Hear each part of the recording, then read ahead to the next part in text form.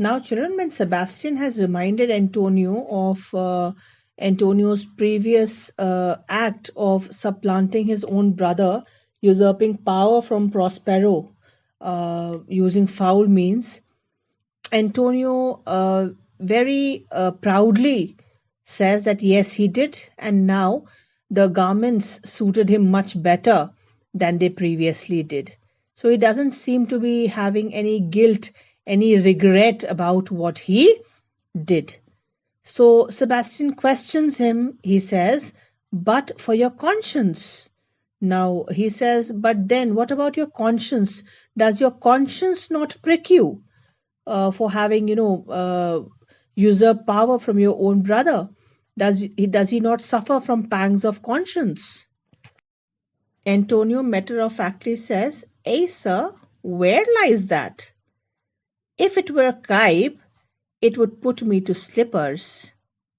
But I feel not this deity in my bosom. Now Antonio says, sir, where lies that? I mean, what conscience? Where does this conscience lie? What is this conscience? So he says he doesn't know where does this conscience lie in him, because he has never felt any pangs of conscience. He has never felt any guilt for what he has done. So he says, where does this conscience lie? If it were a kibe, it would put me to my slippers. Now, kibe is, a sore on your heel, a blister. And he says, like, say, if you have a blister, a sore on your heel. Now, do you altogether stop walking? No, obviously you don't. You just put your slippers on, loose-fitting slippers, like you say, if you have some injury in your foot, then you don't stop walking altogether because of that injury.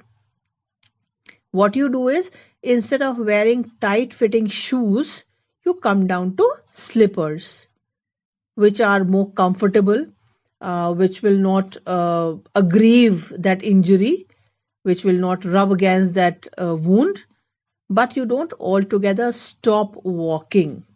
So similarly, he says that if he had a blister on his heel, if he had a sore on his heel, it would just put Antonio to start wearing his slippers. That blister will only make him wear a loose-fitting slipper instead of his regular tight shoes, but it will not make him stop walking altogether. So in a way, indirectly using this example, what is he trying to convey to Sebastian?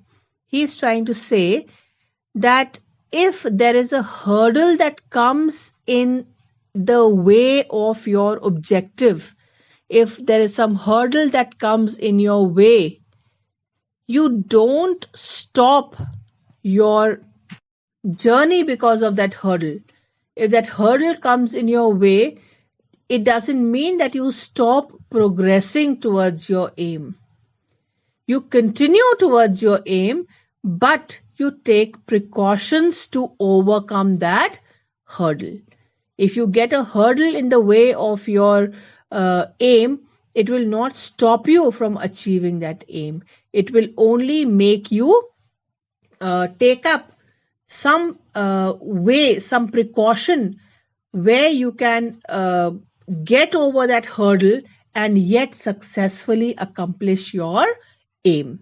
Like here, the hurdle was the sore, and the way out was wearing a slipper, yet progressing towards your goal.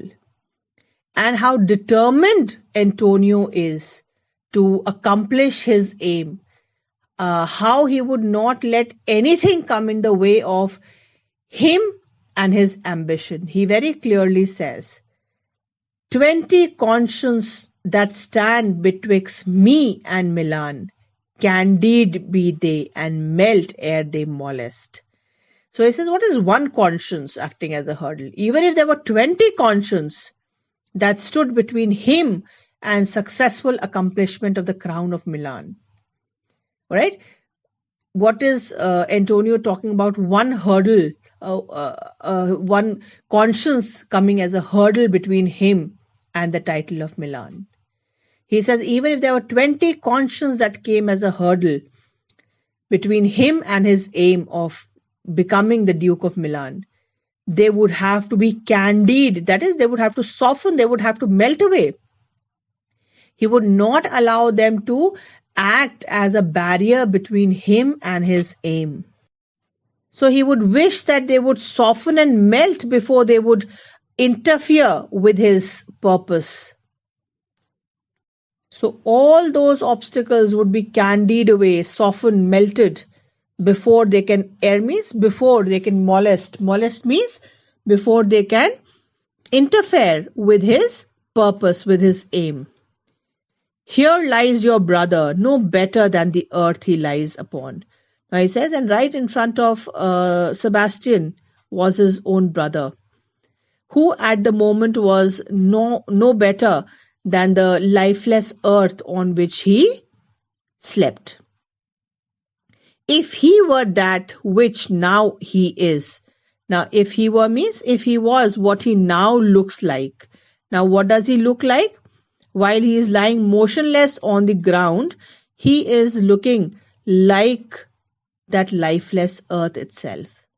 So if he really were what he appears to be presently, that is, if he were as lifeless as earth that he appears to be presently, if he were dead, because sleep is akin to death, all right? When you sleep, it appears almost, you are senseless, motionless as in death.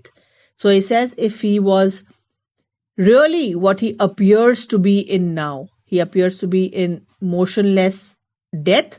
So if he really was dead, that's dead. That is meaning to say that if he were really dead, whom I with obedient steel 3 inches of it can lay to bed forever.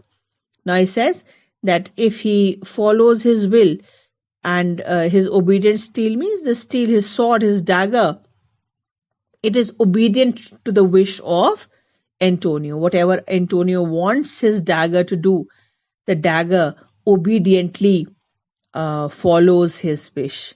So with his obedient dagger, with his obedient steel, 3 inches of his dagger, he can just stab King Alonso and lay him to bed forever. That is, he would lie dead forever by just stabbing him with his 3 inches of obedient steel. While you do thus means likewise, while you do the same to this ancient morsel, again a mocking term, adjective that he uses for Gonzalo. So this ancient flesh, this old man, while I stab or while Antonio stabs Alonso, at the same time, Sebastian should stab Gonzalo. This Sir Prudence. Now again, Sir Prudence, ancient morsel, both are, a way of mocking at Gonzalo by calling him Sir Prudence. That is like Mr. Wisdom. Sarcastically, he calls him Mr. Wisdom because he always acts very wise. So he says this ancient morsel, this Sir Prudence, should not upbraid our course. That is, every time they are out to do something, this Sir Prudence, this Mr. Wisdom, always, criticizes or reproaches their actions. But if while he is sleeping, Sebastian would dig his or, stab Gonzalo, then at this time he would not be able to criticize or reproach their course of action. He would not be able to criticize or he would not be able to stop them.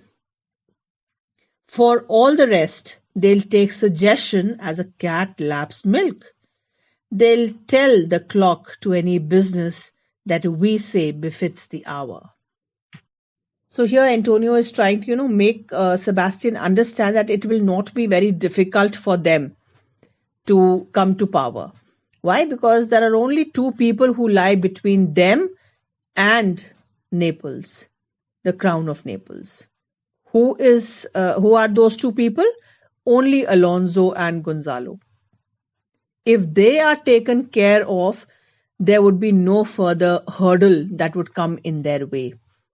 So if Antonio takes care of Alonso, that is, takes care of stabbing Alonso, and simultaneously Sebastian stabs uh, Gonzalo, then all the other people, all the other lords that are there will pose no problem to them.